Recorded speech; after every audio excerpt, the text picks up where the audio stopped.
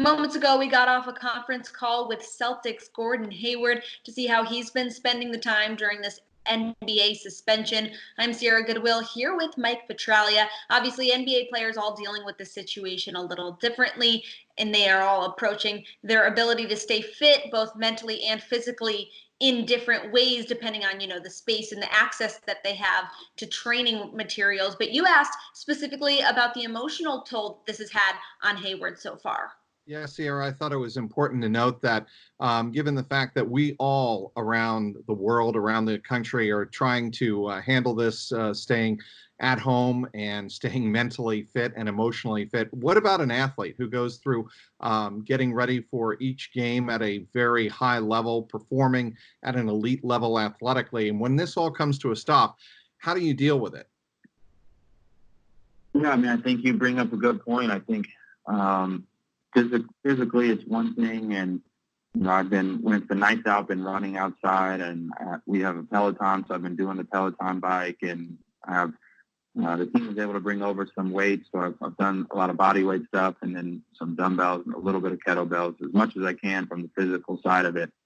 But I think the mental and emotional part is certainly going to be something we're all going to have to work through when we get back, because you just get in this mode and this mindset when you're in the middle of a season, and then to just kind of not have that for however long a period this is going to be, it's going to be an adjustment to get back. And that adjustment, I think, is worth noting whenever this season does eventually return.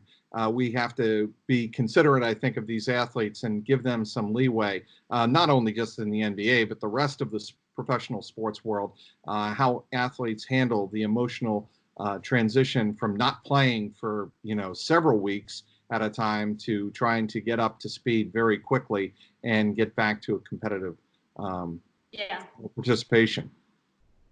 And Gordon was also saying how it was really scary, especially those first couple of weeks when all of this happened, because the Celtics had obviously just played the Jazz. We now know it wasn't just Rudy Gobert who was potentially carrying coronavirus, but his wife is pregnant with their fourth child. They have 3 young kids at home. So obviously a really scary time that definitely took his focus away from basketball for multiple weeks, as it should have. But now Gordon Hayward was also talking about how to ease back into the season after this long of a layoff. And he said players are definitely going to need at least 2 to 3 weeks with trainers to get back up to speed, get their legs moving again, get their endurance back up.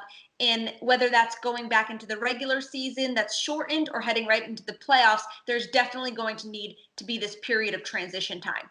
Yeah, and the uncertainty is definitely, or was definitely, present in Gordon's comments. He just doesn't know. Nobody, I think, none of the players in the NBA know. There are obviously discussions at the very, very highest levels in the NBA about what to do possibly. Obviously, everybody knows about the talks of possibly resuming in one location out in Las Vegas. I don't know how far along those talks are, but certainly the players are just like us, kind of in the dark, waiting for some type of decision to be made. Absolutely. And for all the rest of our Celtics content, you can head to our website at clnsmedia.com and be sure to subscribe to our YouTube channel at CLNS Media.